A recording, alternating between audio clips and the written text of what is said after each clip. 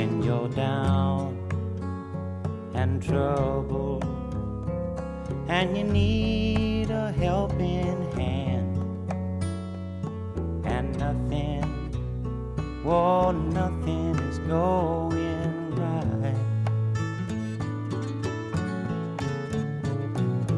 Close your eyes and think of me, and soon I will be there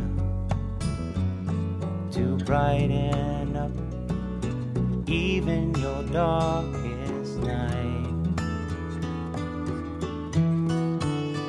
You just call out my name, and you know wherever I am, I'll come running.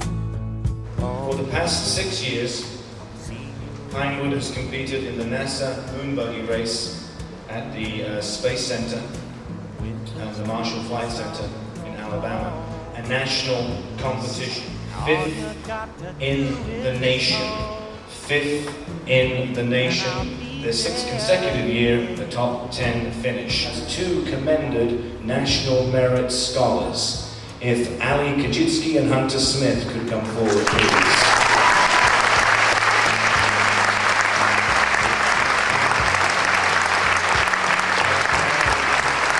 One finalist, Miss Mary Haynes. To express the gratitude every one of us holds. But of course, we'd still like to present Pinewood with this check for $900 as a senior gift to go towards an additional mini bus. In this way, Pinewood may always have a memory of the past 2006. The administration and faculty, thank you for everything. And call my name.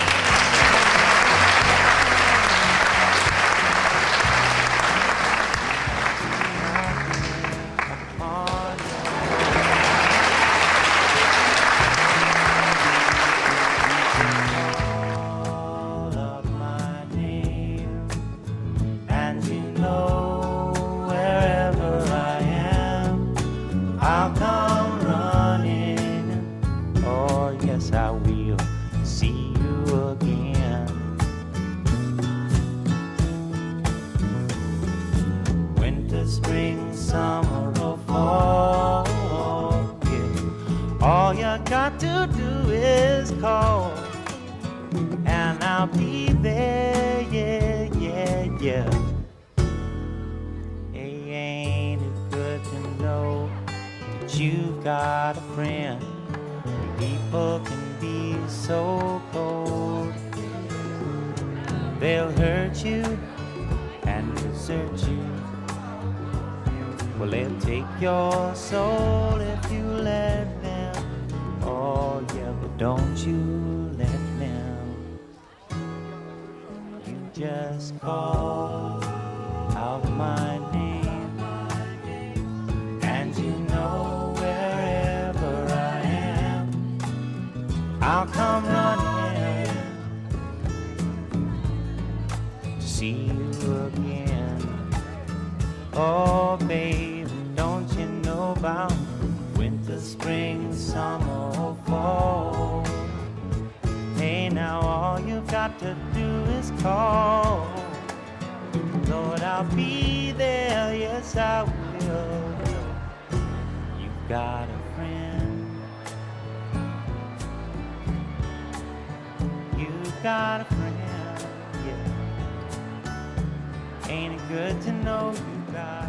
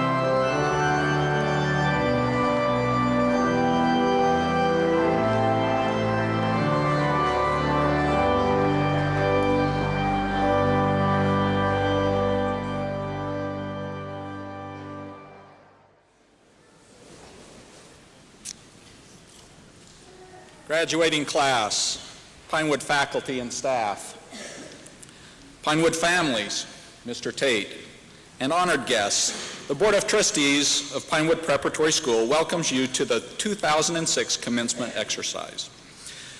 Please join with me in congratulating the graduates, their parents, and the faculty. Graduates, on behalf of the Board of Trustees, thank you for your determination and hard work. Dr. Kalashaw, Dr. Bechtel, Mr. Diffley, faculty and staff, thank you for your tremendous efforts. Let me share a few observations. The school drama department presented the play Arsenic and Old Lace this year. One of our graduating seniors, Scarp Parnell, played the role of Teddy Brewster. As I watched the performance, I wondered if he had senioritis. His performance made me swell with Pinewood pride. Here was a senior that poured hours of rehearsal and effort into developing his role. Scott, do you still feel like saying, "Charge"? Last week, I talked with another person at the school. He was rushed and didn't want to talk. You see, there was a soccer match coming on TV. There was going to be a big party at the headmaster's residence. He wanted to join his buddies, and I asked him about school. He said nobody was paying attention. Nobody's listening to what's being said. Nobody wants to be here. Dr. Kalashaw, who won the soccer match?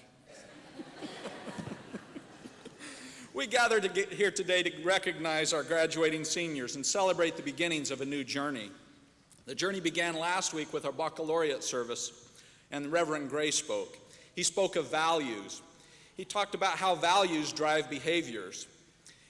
He talked about how values are unwritten, about how there's no playbook for Matt Moore, so we can't look up what his next move is going to be. He talked about how values determine everything we do. Let me just share a simple story about my time in college with my roommate. I had a value of having a clean dormitory room. So I gathered up the laundry and accidentally got a few of my roommate's socks in with my laundry, and I did the laundry and I just put the socks together like I normally do by flipping the tops over to hold them together and threw them on his bed. Well, the next week I'm gathering up the laundry to keep my room neat.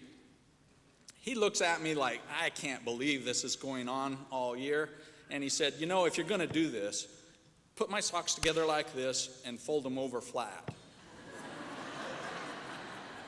Here we had a clash of values like nothing else. And I know some of you graduating seniors are wondering, what are socks?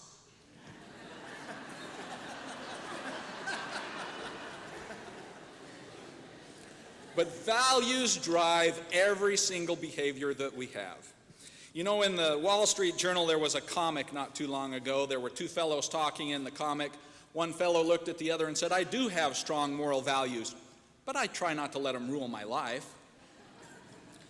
And of course, we recognize the humor in that statement. Values drive behaviors. When I was managing a computer chip factory for Intel Corporation, we found how important it was to hire people that had values similar to ours. We drove our factory with the values that we hired into the factory. It was very important that we hired graduates that had good communication skills and had a good tolerance of ambiguity. We found that it was very easy to hire technical skills. Those technical skills are summarized on a resume. We were able to check references. We could tell whether someone knew how to run a plasma-enhanced chemical vapor deposition reactor. That was easy. What we couldn't tell was whether that person could communicate and whether that person was going to do well when things were uncertain. Well, we could follow those people around for a couple of years and find out where they spent their time and money, which is a sure bet on where their values are. Where we spend our time and money determines what we value, shows what we value. But we were limited to a simple half-day interview with a variety of different folks. And so we hired a psychologist that would come in and teach us how to behaviorally interview somebody. What we found was the psychologists have determined that by the age of 15 or 16, a human's value set is already determined. People don't change. It takes a very profound experience to get a person to change his adult behavior. And so the psychologist told us to ask one question when we interviewed these folks. The question went something like this. Tell me what it was like to grow up where you grew up. Relate the experience that you had in high school, and then give me a narrative of your life up to the present day. And then we just sat back and took notes as they talked. As people talked, the candidate would reveal their values, and we could take notes, and the psychologist gave us cues of what to look for. Pinewood and your home setting have shaped the values that you will graduate with. You are who you are going to be. Dr. Russell Akoff, who is the Dean of Systems Thinking at the Wharton School of Business at the University of Pennsylvania, has written many books. In his recent book, Beating the System, Using Creativity to Outsmart Bureaucracies, he talks about how children are naturally creative. They focus on what they want and not what they have to settle for. Creativity can be gradually lost as we get older. Questions and problems are posed to us, and we're expected to produce an acceptable answer. And we're giving rewards and punishments like bad grades if we produce an unexpected answer. It is said, students enter school as question marks and leave as periods. But at Pinewood, the motto is risk, truth, exploration. I want to provide an example of this exploration for truth. In our AP statistics class this year, on the second day, Josh Nimmo called my office and he asked a question. He said, Mr. Gibbs, why is the square root of the sum of the squared difference divided by n-1 instead of n? Josh, the world of statistics is a world of correlation. It's not derived from first principles of truths. Welcome to the world of correlation, graduates.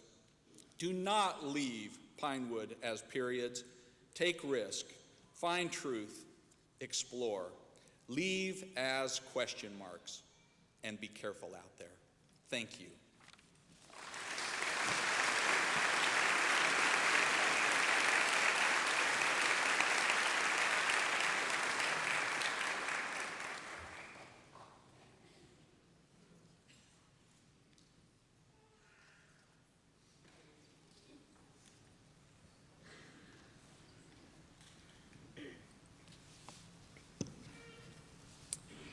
Here we are, class of 2006.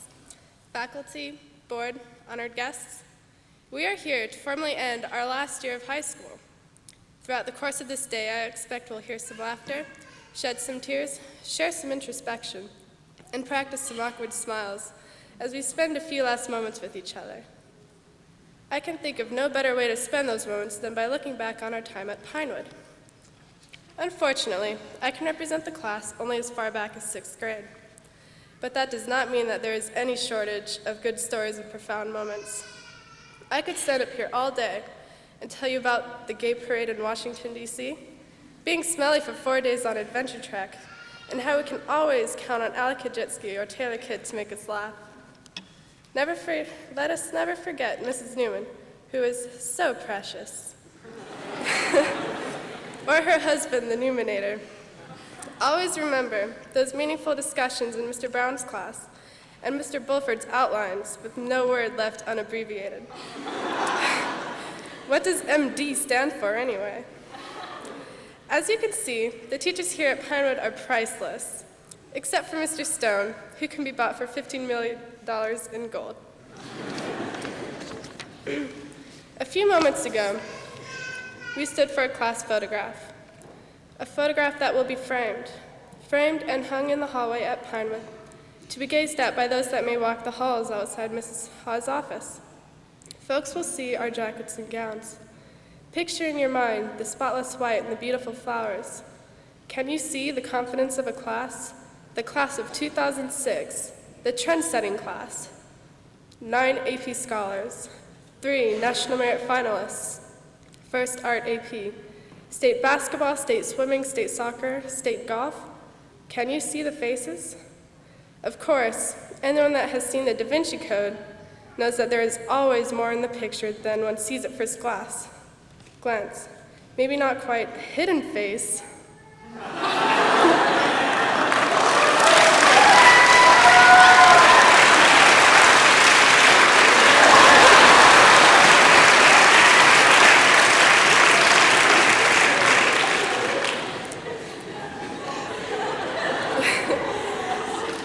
Mr. Brown, everybody loves you.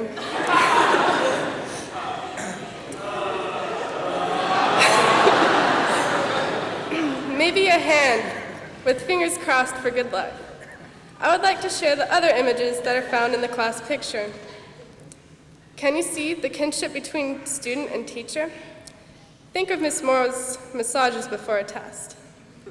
Can you see the respect for self and others? Think of the unity that binds this class together. Can you see determination and hard work? Think of all the great colleges we've been accepted to. The author and historian David McCullough said, "We like to use the expression self-made, but really, none of us is self-made. We are the product of loving parents and gifted teachers who open the doors and windows of our minds. You know that there is no such thing as a self-made man or a self-made woman. We are shaped by people we have never met. We are shaped by enemies that may frighten us, and by a Father in heaven that sends light to guide us." The graduation photo. Now, as you look, can you see the faintly appreciated hands that folded, pressed, and touched us? Can you see Mrs. Morrow, Mr. Stern, Senora Gergen? How about the flying calculator? The careful observer will see the eyes full of hope, ambition, excitement, and relief. The shoulders, made strong by hours of service to community and school. The knees worn in a pattern of gratitude. Hands taught to love and care. Most of all, I hope you can see thankfulness. On behalf of the class of 2006, thank you, teachers. Thank you, Dr. Kalishaw. Thank you, Dr. Bechtel and Mr. Diffling. Thank you, Board of Trustees, and others that stand in the far distant background. Thank you all for sharing this brief moment today. Thank you.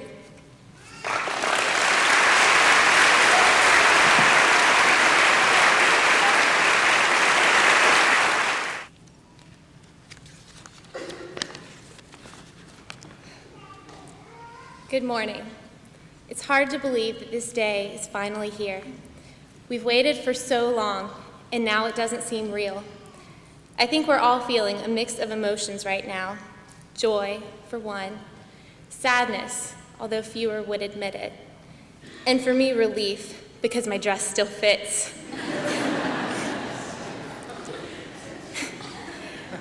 I'd like to thank all of you for being here to share in this great celebration. Your support over the years brought us this far, and I speak for everyone when I say thank you for everything you've done. For those of you who aren't immediate members of the Pinewood family, let me describe briefly what makes this such a special place. The people of this school make it great. Pinewood has faculty members passionate about the subjects they teach, and students who are intellectually curious, dependable, and friendly. Alone, this could describe a number of schools. However, at Pinewood, these two groups, students and faculty, care about each other and work together on a regular basis. Each is an integral part of the other's education. Now a bit about the class of 2006. There's no denying that there's something special about us, and I promise I don't just say that because it's my class. This class has more unity than most others. Perhaps because so many have been a part of Pinewood for so long, or perhaps it's merely coincidental. At any rate, this is the class that a friend described to me once by saying, "When I go out and see one of you, I see 30 of you." Although we aren't always together like we used to be, I'm confident that if I ever needed help, I could call anyone and those 30 would come running. We're all there for each other, no questions asked. This class has shown me that my happiness multiplies after sharing it with others, that my mood can shift 180 degrees after being with my friends for 5 minutes, that no matter how alone I feel, there's always someone there to pick me back up. My friends are the best anyone could ask for. In fact, my biggest fear of next year is leaving y'all. I know there will be many other friends, but I can't imagine caring about another group of people more than I care about y'all. And I hate to think that today could be the last day I see some of you. I love you guys, and I will never forget the memories we've shared. Don't let me fool you into thinking we're a group of cookie-cutter kids who all have who all have the same beliefs and and follow the same paths. The class of 2006 is full of leaders, willing and eager to try new things and boldly pursue their individual goals. We have a student who is Pinewood's one-person track team, who Mr. Stone calls our Army of One. She even won a point for Pinewood at the state meet. We're convinced that if they tallied the scores per capita, we'd have another state championship to our name. Last summer, a student went to Washington, D.C. to be a page for a congressman, while several others went on mission trips and counseled at summer camps. This summer, some students are working at a research lab. We have exchange students who have made Pinewood their home for this year, away from family, friends, and culture. The class is full of athletes, artists, and scholars. I wish I could list all of the amazing things y'all have done, but I know you actually want to graduate today, so I shortened it a bit. One thing I've learned at Pinewood is that learning can be fun, as cliche as that sounds. This year, I and a few others discovered that we love biology. We had more fun discussing biology and relating it to everything than talking about parties, football games, or even the latest Pinewood gossip. That's really saying something. If all of this sounds foreign, maybe you haven't found what you love yet. I would encourage you to take a variety of classes over the next couple of years to discover what you love. Wouldn't it be great to wake up every morning and look forward to going to work? However, in this world, one must be careful to not get too caught up and lose sight of the most important things in life. There's a tale about an American investment banker who visited a small coastal Mexican village. He saw a fisherman with a small boat filled with several large yellowfin tuna and complimented him on the quality of his fish. Asking how long it took to catch them, the fisherman replied, "Only a little while." The businessman then asked why he didn't stay out longer and catch more fish, when the fisherman replied that he had more than enough to support his family's needs. "Then what do you do with the rest of your time?" The fisherman replied, "I sleep late, fish a little, play with my children, take a siesta with my wife, and stroll into the village each evening, where I sip wine and play guitar with my amigos. I have a full and busy life." The businessman scoffed, "I am a Harvard MBA and could help you. You should spend more time fishing, and with the proceeds buy a bigger boat. With the proceeds from the bigger boat, you could buy more boats. Eventually, you would have a fleet of fishing boats. Instead of selling your catch to a middleman, you would sell directly to the processor, eventually opening your own cannery. You would control the product, processing, and distribution. You would need to leave this village and move to Mexico City, then Los Angeles, and eventually New York, where you will run your ever-expanding enterprise." The fisherman asked, "But how long would all this take?" To which the businessman replied, 15 to 20 years. "But then what?" The businessman laughed and said, "That's the best part. When the time is right, you would announce an IPO and sell your company stock to the public and make millions." "Millions? Then what?" "Then you would retire, move to a small coastal fishing village where you could sleep late, fish a little, play with your kids, take a siesta with your wife, and stroll to the village in the evenings where you could sip wine and play your guitar with your amigos." When I first began thinking about what to say for this morning, I asked myself what the purpose of this speech was. I've always imagined it as a pep talk before the big game, an inspirational speech to our team to prepare us for life. However, I'm at a disadvantage. I don't know any better than any of you what's coming next. I haven't had Coach Ned scouting for us, and I don't have a surefire game plan. In fact, it reminds me a little of Powder Puff. For those of you who don't know, our class is a Powder Puff football legend.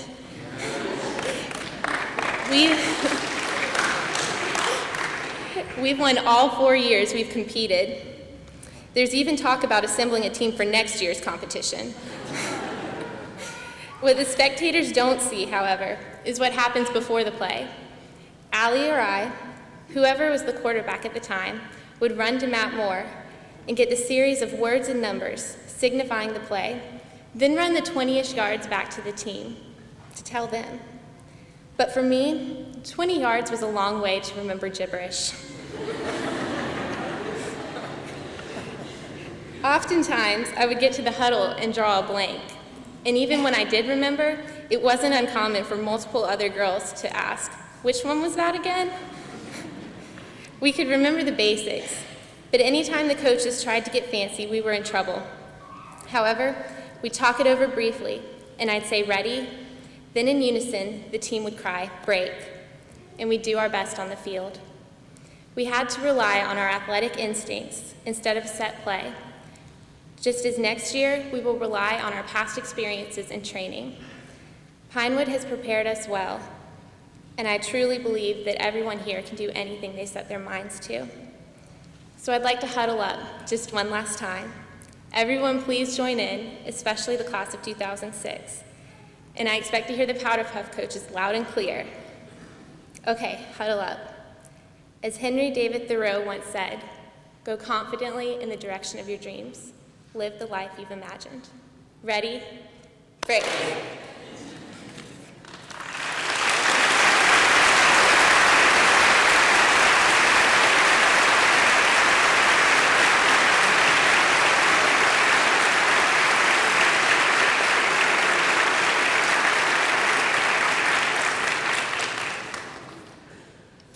Thank you, Mr. Gibbs. Thank you, Kerry. Thank you, Mary, for those wonderful presentations. As I'm introducing our commencement speaker, please try and think back to Mary's little vignette, The Fisherman's Story, and just remember what Mary was speaking about. I don't think she had any insider information, but you'll see a serendipity. After growing up in Greenville and receiving a public school education, Mr. Tate entered the honors program at the University of North Carolina, Chapel Hill. A Phi Beta Kappa graduate and English major, he was accepted by Harvard Law School, where he received his Juris Doctorate in 1969. Passing the South Carolina bar exam, Mr. Tate remains even today a licensed attorney in the state of South Carolina. But while at Harvard, he conceived of the idea of starting a baby and children's supermarket.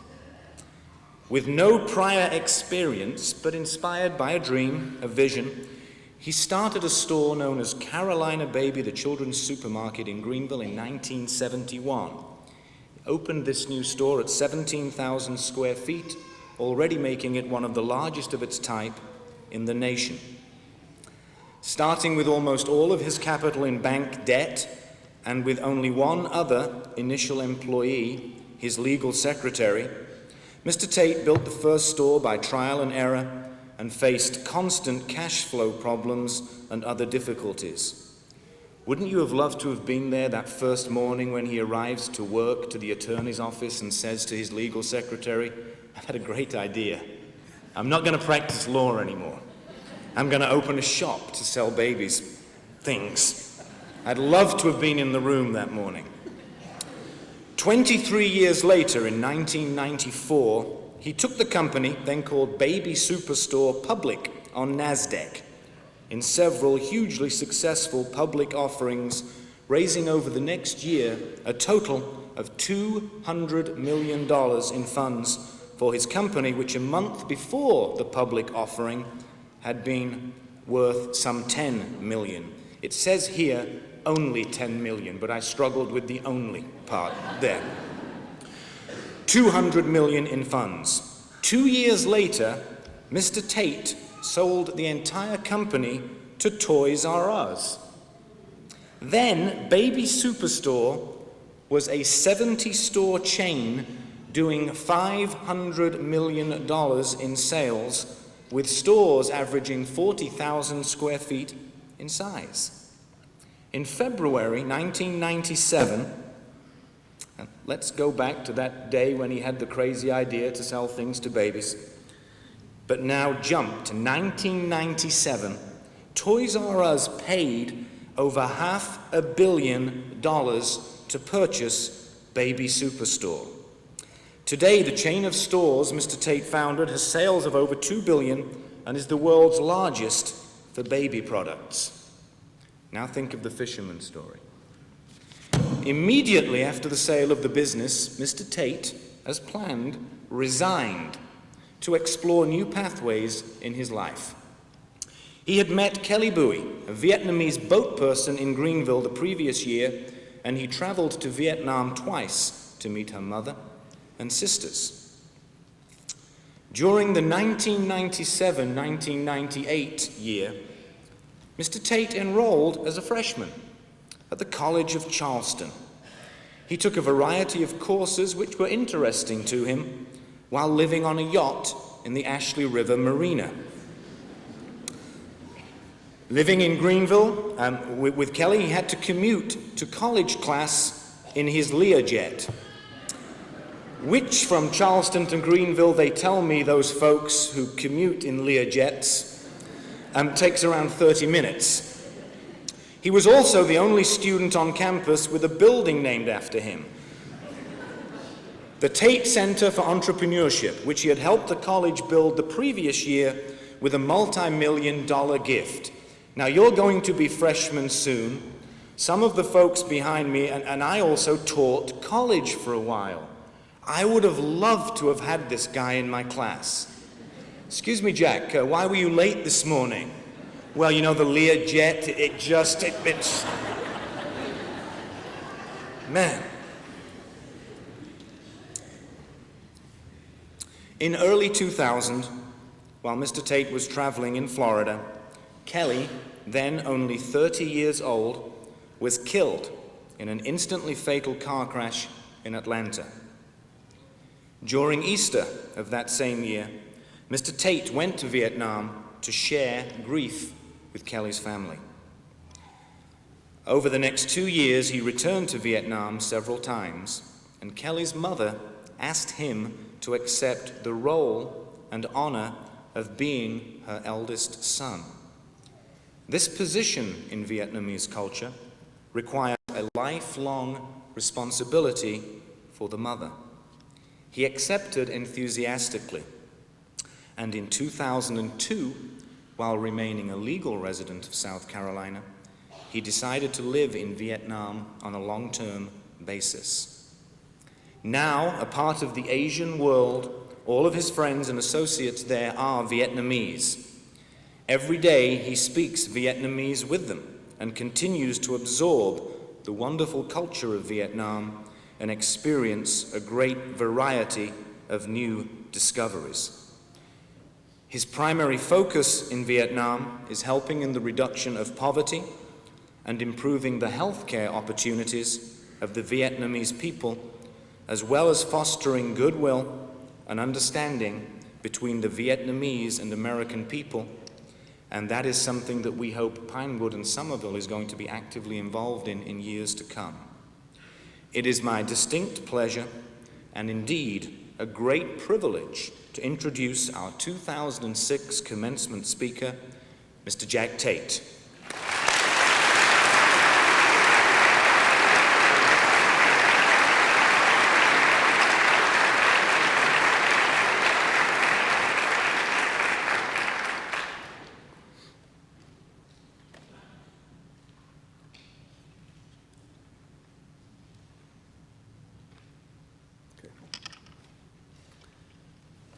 Kenneth Gibbs, Chairman of the Board of Trustees, and other members of the Pinewood Board of Trustees, Glenn Collishaw, Headmaster, faculty, and graduating students and their families and guests, I'm honored to be here today as your commencement speaker for the second time. How I became your speaker began over 8 years ago and resulted in my having to travel 10,000 miles all the way from Vietnam to come here today. To share in this special moment, I've invited to join us today 5 special people in my life. First, my Uncle George Tate. George, stand up, would you? George, who's like a father to me. My father died when I was only 21, and George has become a dad, a friend, and sometimes when he meets a pretty girl around me, he says he's my younger brother. Even though 89 years old, he visited Vietnam only 18 months ago. Jody, where's Jody? Stand up, Jody. Jody is my best friend. She has been to Vietnam 3 times already. I like to share Vietnam with everybody I can. And then I have Miller and Kitty Putnam. Please stand up. They're cousins of mine. Kitty is George's daughter. Miller just returned from his 3rd trip to Vietnam and is getting ready to go back for some more. And Kitty, who cannot stand traveling, is really thinking seriously about coming and spending a month with me in my new villa in the resort city of Dalat in the central highlands of Vietnam. And BJ Nash, she's my chief of staff in America. I don't think I have any other employees here, but I do have about 17 in Vietnam. She's the chief of staff of 1 in America. I want to give her a nice big title. So I'm happy to have each of you here with me today. You're very special in my life, and I'm glad you begin to share the Vietnam experience with me as well. By the way, Glenn, when you were talking about the Learjet commute, I just have to say it wasn't part of what I wrote, but I had a teacher in the health class I took at the College of Charleston that would make people come on time by giving pop quizzes. And pop quizzes were 15% of your overall grade, and I wanted to be an A student.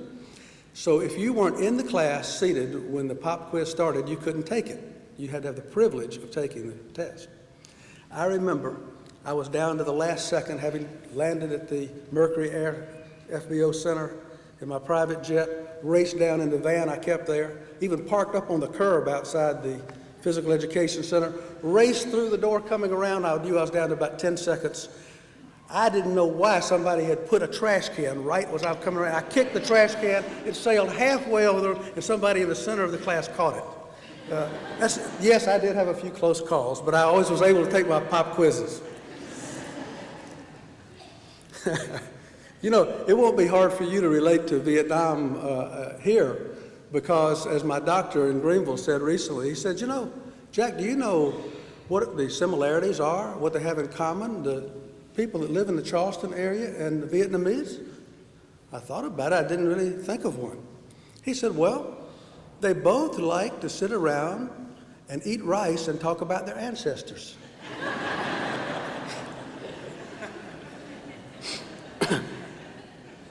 The story of how I came to be your commencement speaker began before I spoke at Pinewood's 1998 commencement. That spring, I visited Pinewood several times, and on one of my visits, I decided, I don't even know how or why it happened, but I went in the 4th grade class.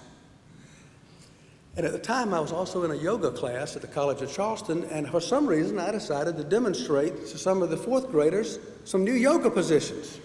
Well, this must have seemed like permission to do anything, because several of the students jumped out of their desk and started practicing similar yoga positions. And one student said, well, why are you here? You know, it wasn't every day that adults came in practicing yoga positions. I said, well, I'm here to give the commencement address for the seniors this year. And this student said, well, will you give our commencement address? I said, if you ask, I'll do it. Well, here I am. Somebody out there remembered that. I'd like to know who you are. Who were the students in that class? Does anybody remember when I came? You remember? Who actually asked me to do it? Does anybody remember? I thought it was a boy. He might have already gone. But there were some of you, I saw about 3 hands, that remember that crazy day. Well, it was a wonderful experience. When I think about what happened because of that, how could I have known 8 years ago that I would receive an invitation from the former 4th graders, who are now those of you of the 2006 graduating class? How could I have known such a thing? You know, I want to tell you why it's a pleasure for me to be here today, why it's so important, because in getting ready to talk with you, it made me reflect on a lot of things that I didn't really pull all together in one moment in time. I came here to share with you an amazing odyssey of risk and exploration reaching far outside the borders of the United States and entering a new and at first strange land. This is an example of what Pinewood stands for and is embodied in its motto of risk, truth, and exploration. When I came here 8 years ago, I brought with me my sweetheart, Kelly. Her name in Vietnamese is Bui Thi An Nguyen. She was born in Vietnam in 1969 and came here in 1985. Less than 2 years after my first Pinewood speech, Kelly died on the first day of February, the year 2000. I want to share with you how her death in a tragic car accident transformed my life and resulted in thousands of positive benefits to the Vietnamese people. I want to share this odyssey in the hopes that my experiences will stimulate a desire in you to venture to the wider world and perhaps, like me, find your destiny there. My talk today is called Kelly's Promise. Promise as in the word commitment, promise as in the word opportunity, promise as in promised land. That's what Vietnam has become for me. For those of you who would like to see what Kelly looked like after the talk, some of you can see her now, at 28 years old, I have brought a picture board of her with 15 of her pictures. You can see it right there.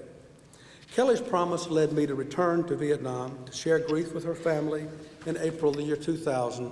They have an idea that 100 days after someone dies, they meet and share grief about that. It subsequently inspired me to make a lifelong commitment to her mother and 4 sisters to honor and fulfill the very reason her mother sent her away without even her father knowing about it. On the 27th day of May in 1985, at only 15 years old, in a small boat into the vast Pacific Ocean, where she spent 2 weeks with almost no food and very little water. On a boat designed for 18, there were 40 people. 80 ships passed and would not pick them up. They thought they were going to die. The 81st ship finally stopped. It was an American captain aboard a Philippine vessel, and they took them to Singapore, where she was given the opportunity to go to Norway or America. And Vietnamese aren't much for coal, so she chose the USA. When she sent Kelly away, her mother's dream was that someday Kelly would come back to help her mom and desperate family. As fate would have it, I came in Kelly's place. Kelly's promise stirred in my heart a desire to help the Vietnamese people. I call this feeling and the actions it engenders in me love bombs. Returning Kelly's love with a new kind of bomb. When it explodes, it brings happiness to individuals and families, financially, medically, and educationally. I am on a mission to drop as many of these love bombs in Vietnam as my capabilities and my length of life permit. Kelly's promise led me to a new land filled with opportunities, not just for them, but for my personal growth and my own personal fulfillment. My growing relationship with Kelly's 70-year-old mother, who gave birth, by the way, to 11 children in her life, and who witnessed the death by starvation of her 4 older brothers and sisters at the end of World War II. My relationship with Kelly's mother gradually provided the window to the life and culture of Vietnam. When God closes a door, he often opens a window. In 2002, I decided to live in Vietnam and embarked on studying the Vietnamese language. Today, most of my conversations are in Vietnamese. And all of my friends, including the large extended family of Kelly's mom and sisters, are Vietnamese. I do not know a single American living in Vietnam, and not any other Westerner for that matter. I do know an Australian, but he's 100% Vietnamese. So I live in a total Vietnamese world, speak their language every day. I had an opportunity to talk with An Nguyen, yesterday by telephone, and we enjoyed a conversation almost exclusively in Vietnamese. By the way, in Vietnam, he's known as Nguyen Anh, which was also the name of one of the most famous kings, you might be related, of Vietnam, who in 1802 united Vietnam for the first time in 200 years, the Nguyen King family. Before I share this glimpse of the culture and language, I want you to know something about the geography, demographics, and government of Vietnam. And I'm sure that some of the things I'm going to tell you about that are going to be a big surprise.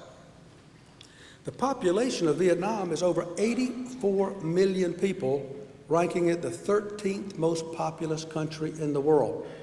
That's 2 Spains bigger than Germany and about a third bigger than England. It's equivalent to 21 South Carolinas.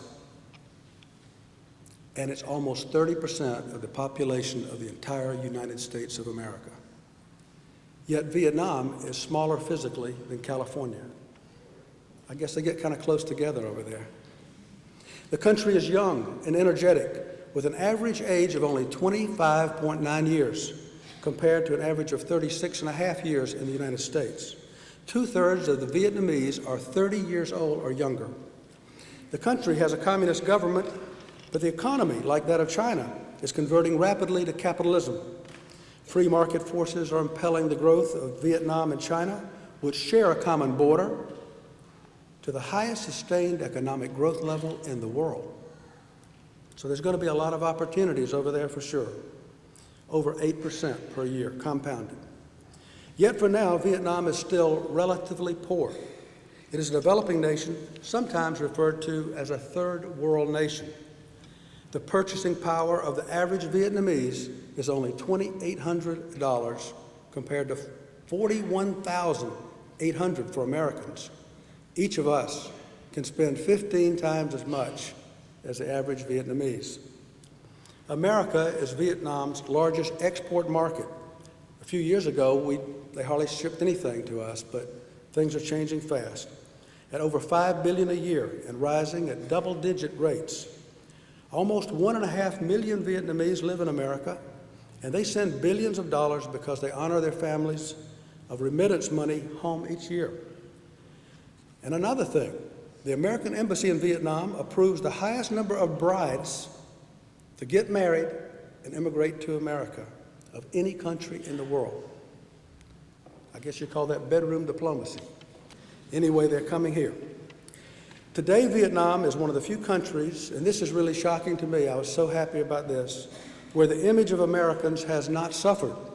How strange that is after the war. We have a very good image for some reason in Vietnam. Maybe it's because all the Viet Kieu, they call them overseas Vietnamese, do very well here. The Vietnamese are excited to meet Americans, never talk about the war. We're still talking about it, but we're still talking about the Civil War here. I guess that's a habit of Americans. They love to try out their English skills, and they are warm and friendly toward us. When Bill Gates visited Hanoi 2 months ago, he was treated like a rock star. The President and Prime Minister interrupted the most important National Assembly meeting in 5 years to go and meet him, and thousands of students gathered around and even climbed trees to see him. Just 3 days ago, on May 31st, the United States finally signed a deal with Vietnam, completing the long odyssey that will permit Vietnam this year to enter the World Trade Organization. Even Russia has not completed that odyssey. It's very difficult to do. But it looks like that it's going to happen this year, and George Bush is coming to Vietnam this November to reaffirm the reconciliation between our nations and to celebrate the upcoming likely approval by our Congress of the most favored nation trading status for Vietnam. Vietnam is a country and people with a history and culture dating back 2,500 years, about 10 times our nation. Unless we can link our nation to England, which we go on back. We can understand the culture of Vietnam better by comparing it and contrasting it to that of the United States. In the West, family names come last. In Vietnam, the family name comes first.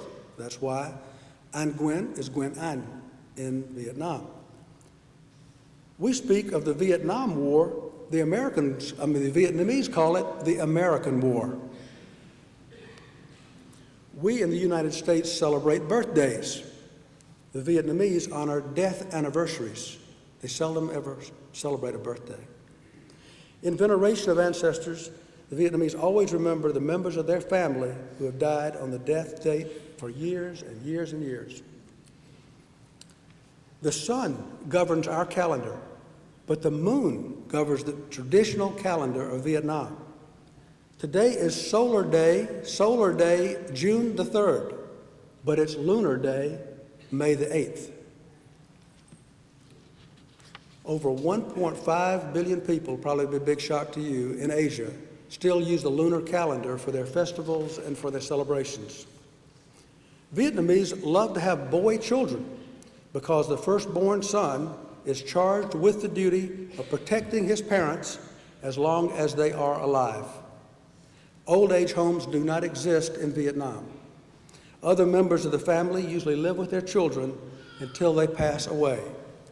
Traditionally, the Vietnamese bride leaves her family and joins the family of the husband.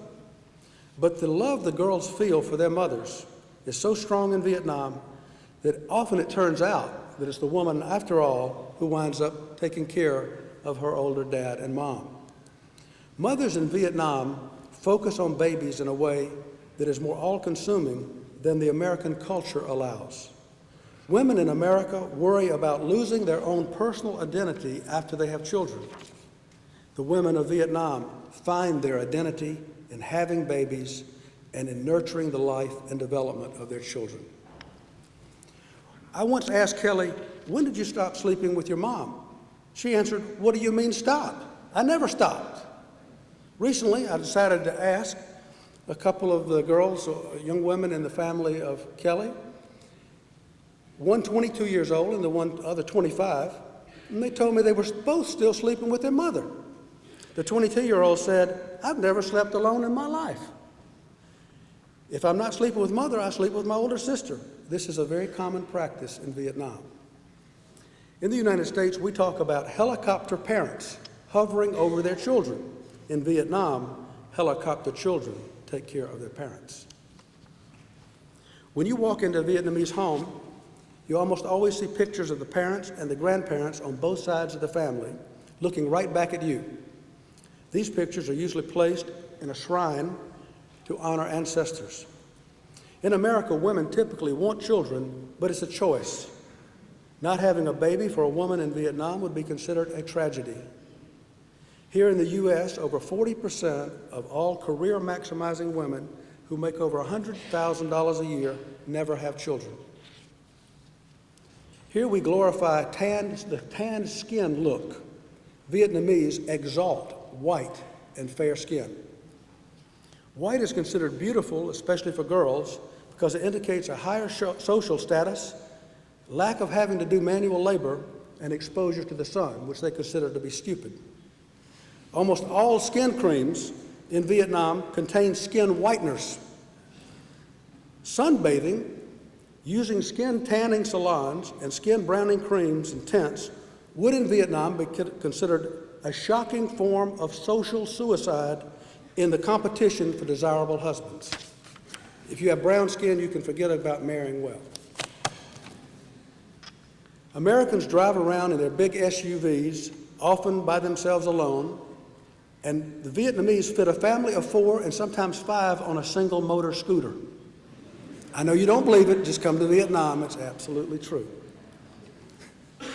On a motor scooter. They could be suffering trying that. They're generally a little smaller than we are, but they're getting bigger. People of all ages socialize together. When I take Kelly's family out to a restaurant, we often have 20 people from 7 to 70 years old. We have the young children, the teenagers, the parents, the grandparents. They love to be in all ages together.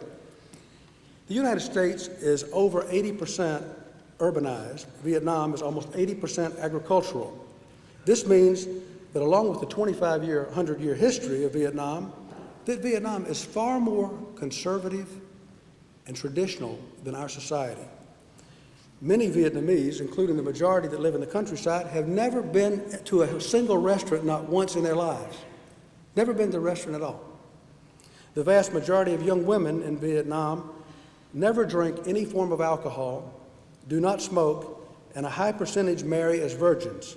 Virginity is still honored and prized in Vietnam. Because men in Vietnam often like to drink, on the other hand.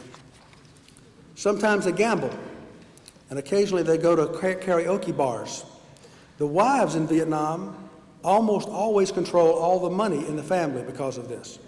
Every payday, the husband has to dutifully come up to his wife and bring all the money to give it to her. In a country with such a low average income, the difference in starving or not can often be measured in how well the wife protects the family money. Think it over. The language reinforces the Vietnamese culture.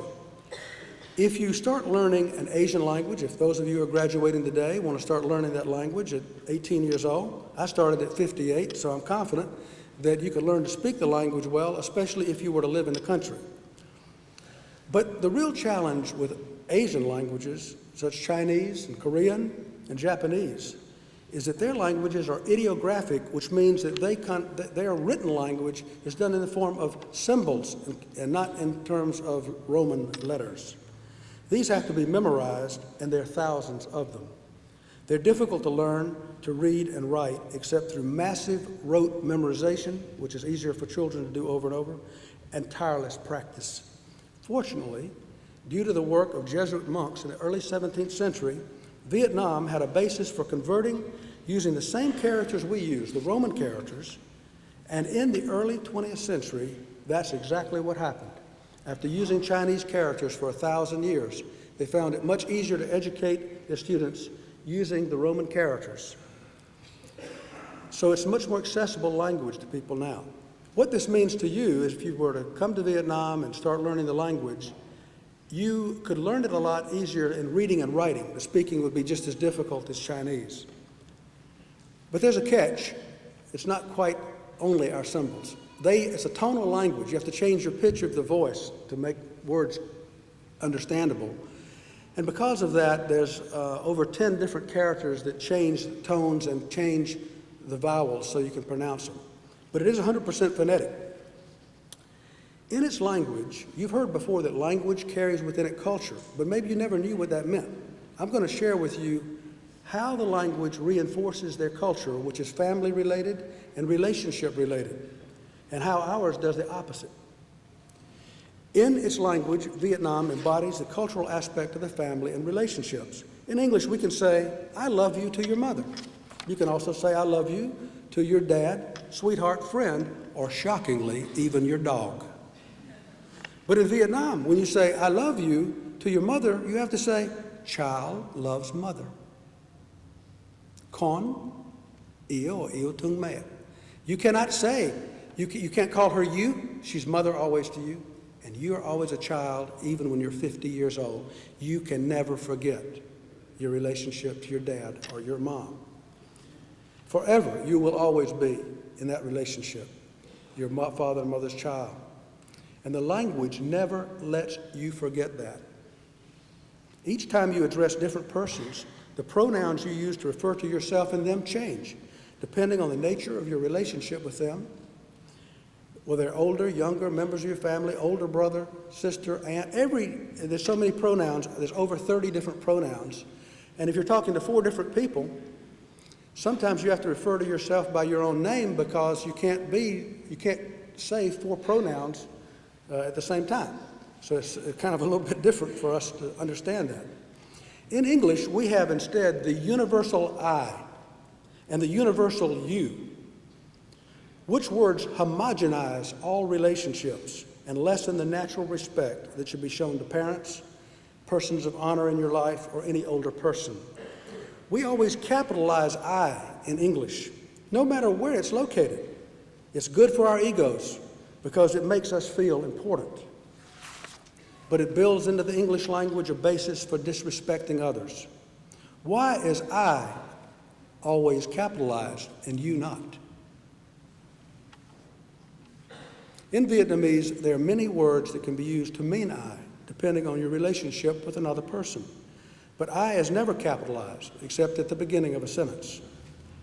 One unfortunate aspect of the English language deficiency in pronouns is that with only I and you available, and yes, sir, and yes, ma'am, infrequent, and increasingly everybody being on a first-name basis, we lack respectful ways of speaking. It is difficult to settle family disputes in America because everyone is supposedly equal, though without either one of your parents or one grandparent, or any one single ancestor, those of you who are graduating would not be here today. You would not ever have even been born. You know, sometimes we forget that we were created with God's help too by our parents and by every single person in our linear ancestry. If any one of them wasn't there, you would disappear in a flash. I think sometimes some children in America think they gave birth to themselves or maybe to their parents. That's why their parents hover over them and take care of them all the time. Children in Vietnam understand where they came from and honor their parents and ancestors for giving them life and nurturing and caring for them during that life. I have shared with you just a small glimpse of Vietnam and its culture. I hope it's enough to whet your appetite for more. George Milner, who is at Furman today at the graduation of his daughter, he was 5 years the chairman of the board of trustees here. In fact, he helped to select Glenn Collishaw, who himself then set about on a vast project to make Pinewood what it is today. Double in size, better in physical plant, and having a great international outreach and high-quality education.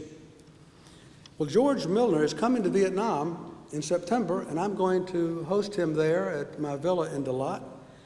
And we are, working together with Glenn and the Board of Trustees, going to announce soon a new outreach program, both of two types. One to attract students from Vietnam to come here, which I'm going to help to fund, and the other is to provide an opportunity, possibly learning summers, for recent graduates or people still in Pinewood to come to Vietnam and learn what it's like right there in Vietnam. Kelly's promise led me to return to Vietnam and inspired me to make a lifelong commitment to Vietnam and Kelly's family. Kelly's promise instilled in me the need to discover Vietnam and stirred in my heart a desire to help the Vietnamese people to bring them as many love bombs as possible. Kelly's passing away led me to a promised land filled with opportunities for personal growth and fulfillment.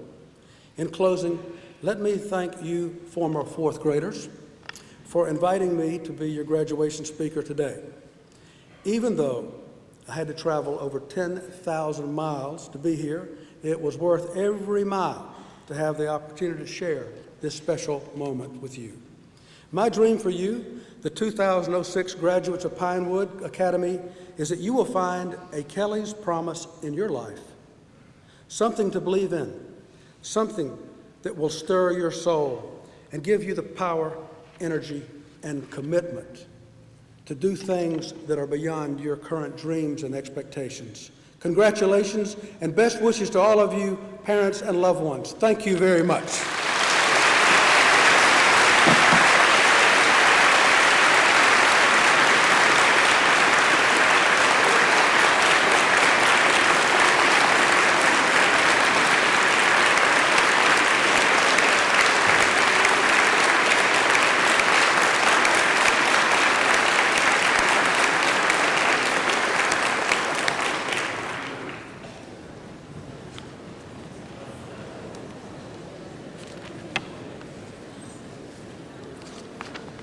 Mr. Tate seemed surprised why fourth grade was so interested in keeping him in that classroom that day. They were indeed a special group of students. Any opportunity to deviate from the normal curriculum. So the idea of being invited back 8 years later, don't be too surprised at that, Jack. I hadn't realized how many special links I personally had to Vietnam. My mother is 84. I'm looking for a nod from up there. Is it 84? My brother's in the audience. People think it's my father. That is my brother. the special links between myself and Vietnam. She calls me on a weekly basis to ask me, she still talks to me as a child, am I eating well, and is my laundry being taken care of?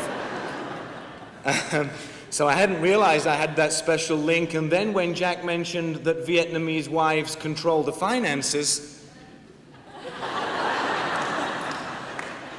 I realized that there really is a special link. Thank you very, very much, Jack, and I do hope we will have some of this graduating class and our juniors who are going to really explore that option of going to Vietnam and forging those links. You know, class, it's time for us now to drop some of our love bombs this morning. It doesn't sound the same in my accent, does it, when I say love bomb? But it is my honor and indeed a great privilege to present the Pinewood Preparatory School graduating class of 2006.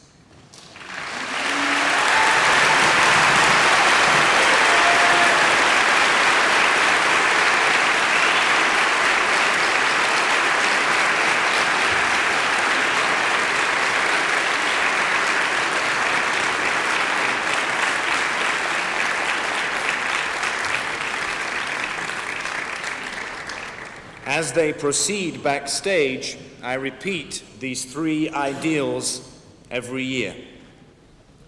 Socrates taught, know yourself. Cicero asked, control yourself, while Christ implored, give of yourself. On behalf of myself, the faculty, board of trustees and staff, I wish each and every one of our graduates the happiness of a productive life, the respect of your fellow human beings, and the love of your family. Before we start our presentation of diplomas, and I'm not sure if I sense it quite as much this year, but each year at the ceremony I do detect a certain reticence, a certain southern reserve when our graduates come across the stage, particularly for our A's and B's. Now, that reserve has normally disappeared by the D's, E's, and G's. But please, by any natural means, do not hesitate to show your appreciation, your gratitude, and in certain cases, the sheer relief of your child walking across the stage this morning.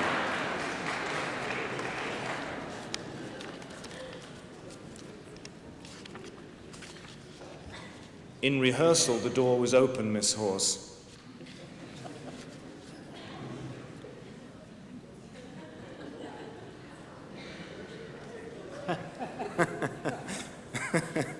I'm glad you can't see what's going on behind the stage.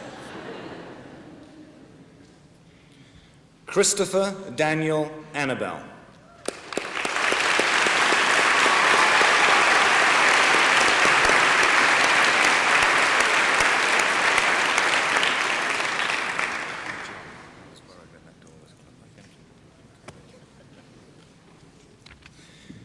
Andrea Aline Balbusti.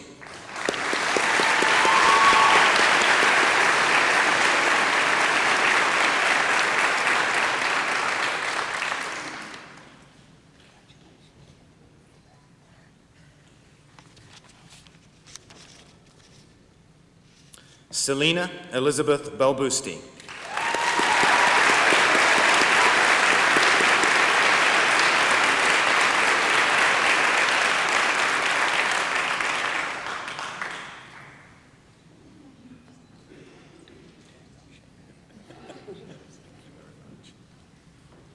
It's difficult for the young ladies to carry their flowers, and we didn't have a fake bouquet for rehearsal. For next year, can we look after that? Thank you. Alexandra Rebecca Bongalas.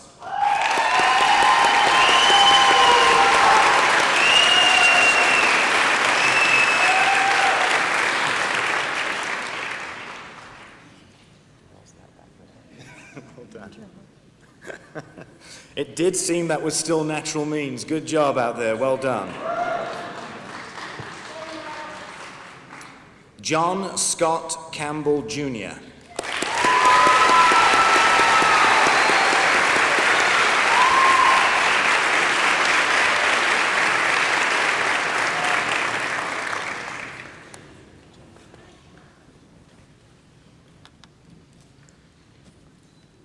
Erin Margaret Cartwright.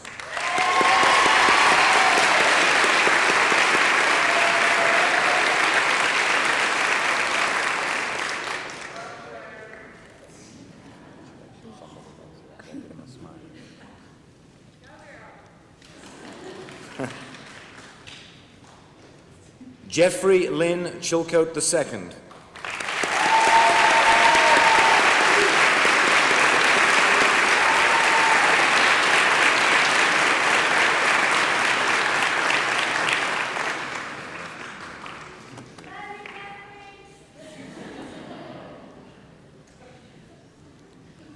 Cher Emily Coburn.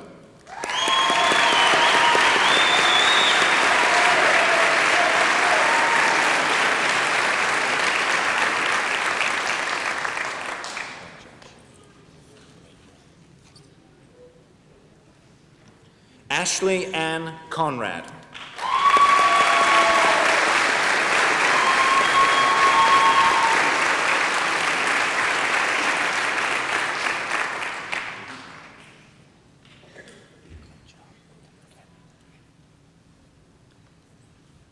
Ashley Lee Dangerfield.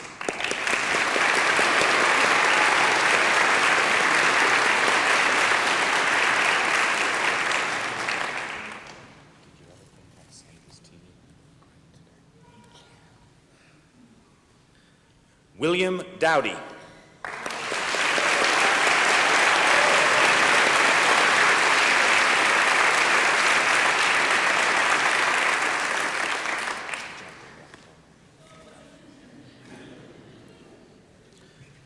Jennifer Nicole Drummond.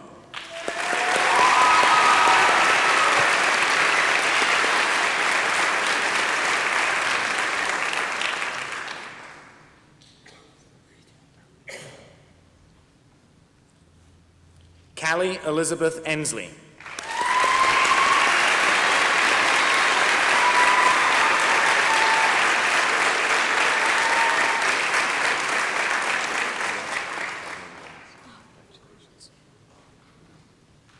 Carolyn Elizabeth Fenwick.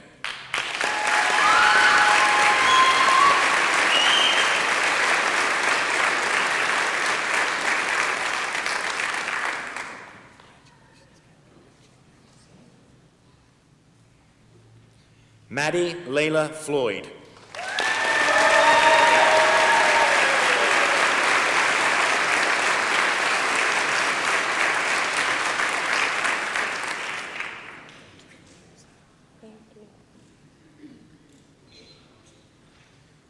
Calvin Joseph Genero III.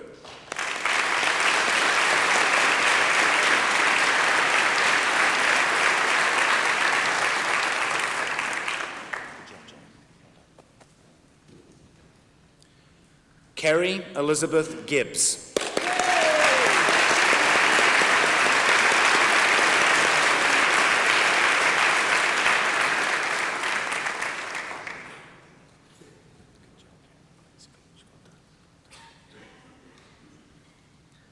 Lance Matthew Graham.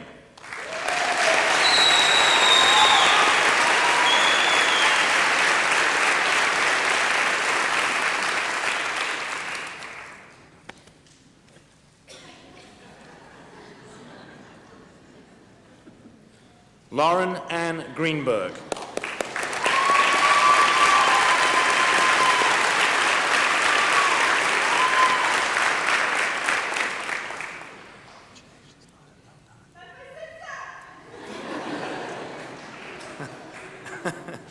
She meant the graduate, not me. Just.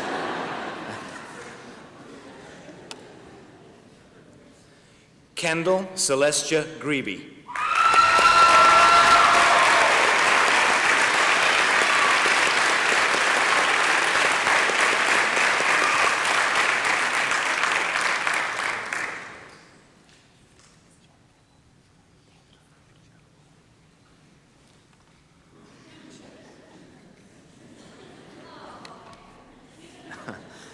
Timothy Donald Hanna.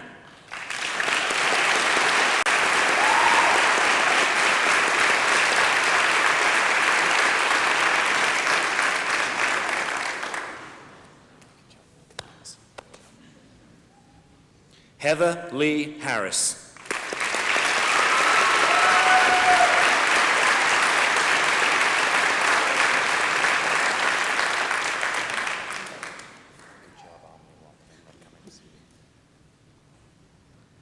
Lukasz Havranek.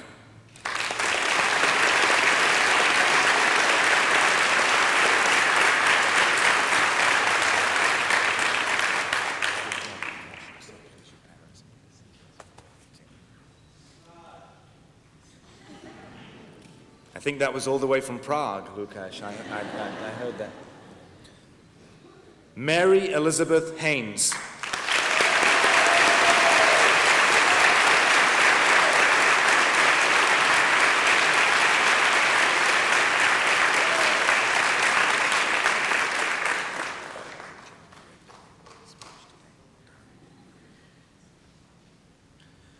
Jennifer Marie Herget.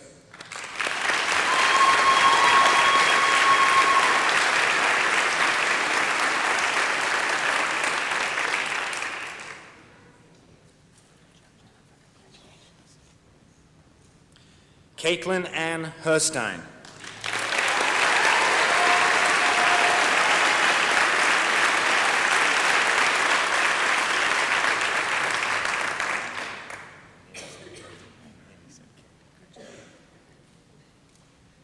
Catherine Susan Hinsche.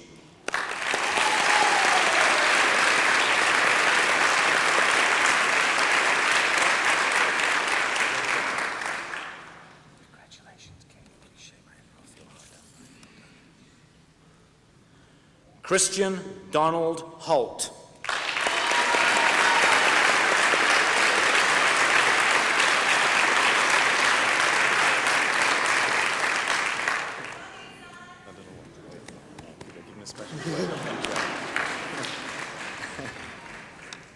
Again, that was the graduate. Good job, Christian. Jessica Louise Jordan.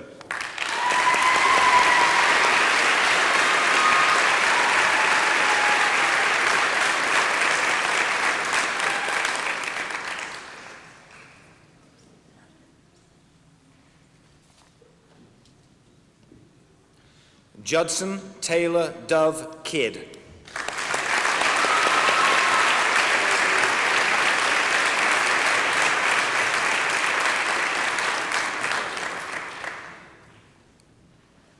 Allison Lynn Kajitsky.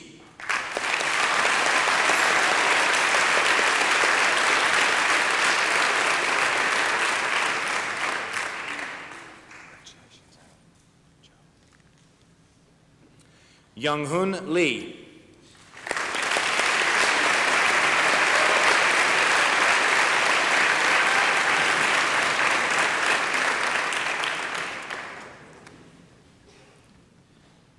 Kelly Hannah Matamore.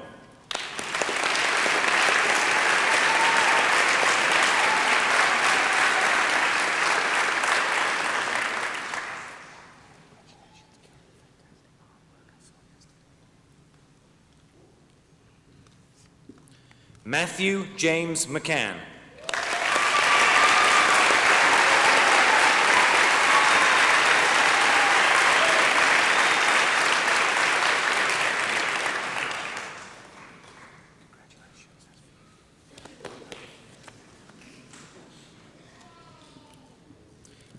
Patrick James McGinn.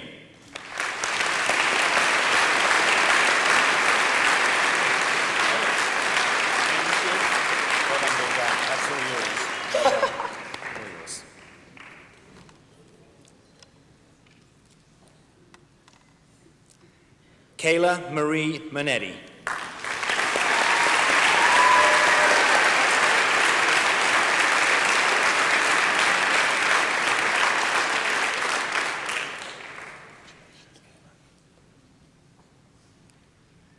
Caroline Augusta Myler.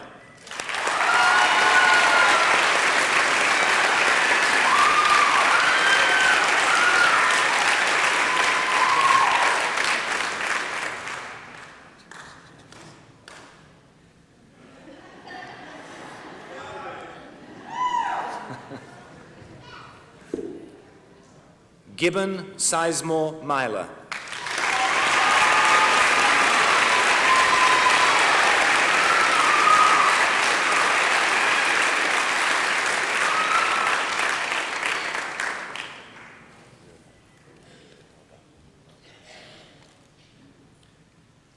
Julie Renee Moore.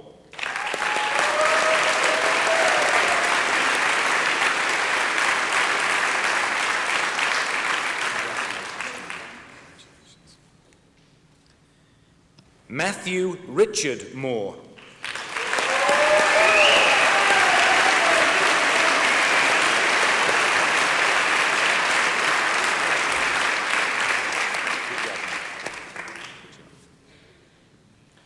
Courtney Danielle Moss.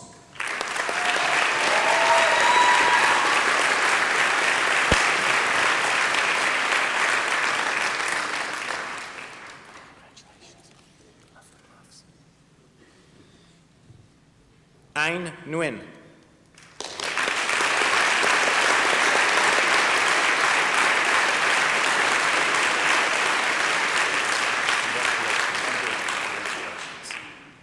I cannot tell you how much sleep I lost last night pronouncing Ain's name, knowing that Jack was on the stage behind me who's fluent in Vietnamese.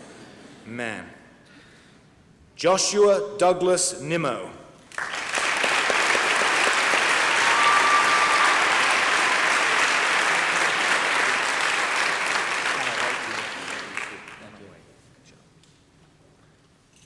Joshua Stewart Nobles.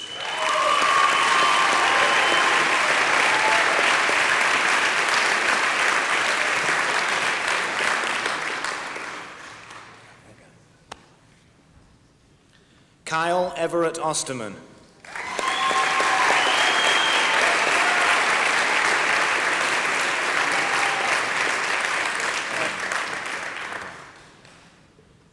Scott Daniel Parnell.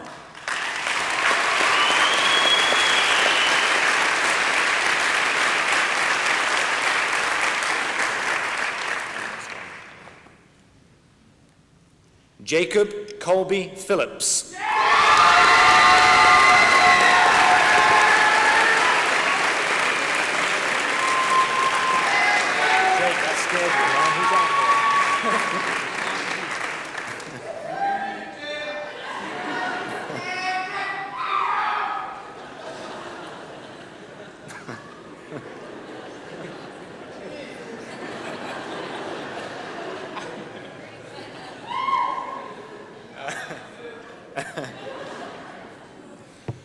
Jordan Christopher Rogers.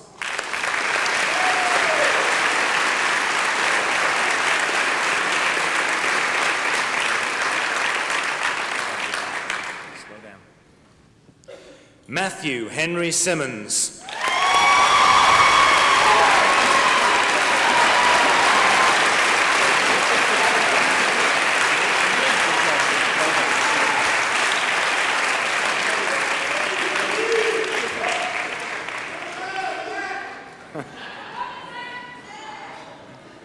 And the rumors are true. I did teach Matt those moves yesterday. George Foster Smith.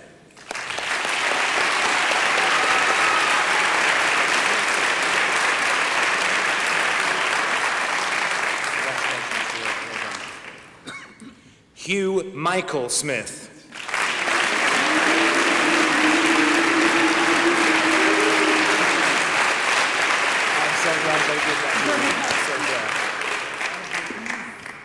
Hunter Alexander Smith.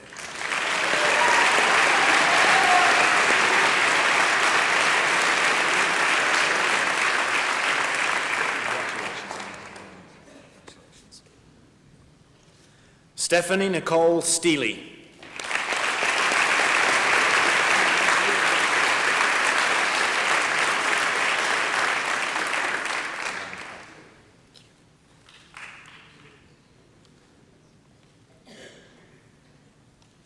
Elizabeth Ann Strickland.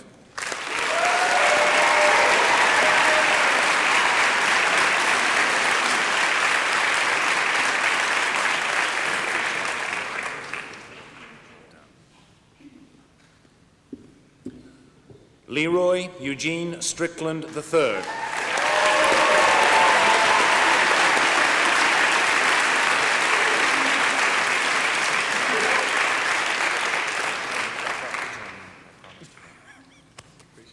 Welcome. Elizabeth Ann Tiller.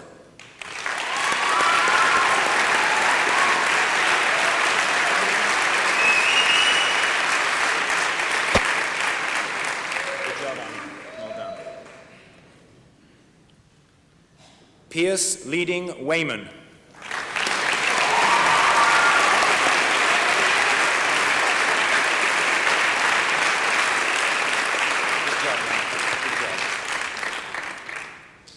Joanne Yoon.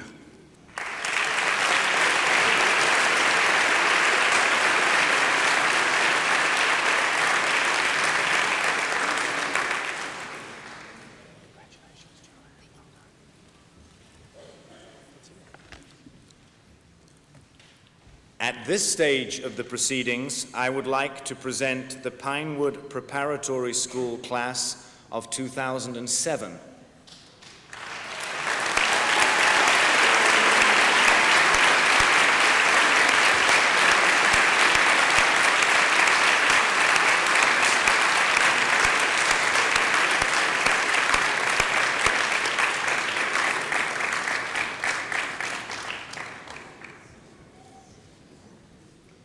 To our graduates, from a very famous 20th century philosopher,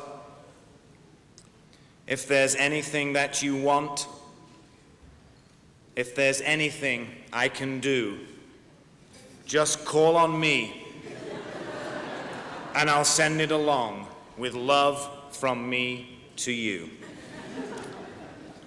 The faculty, staff, administration, board members congratulate the class of 2006. I think, ladies and gentlemen, honored guests, you will all be in agreement that the future is indeed safe in their hands. Congratulations.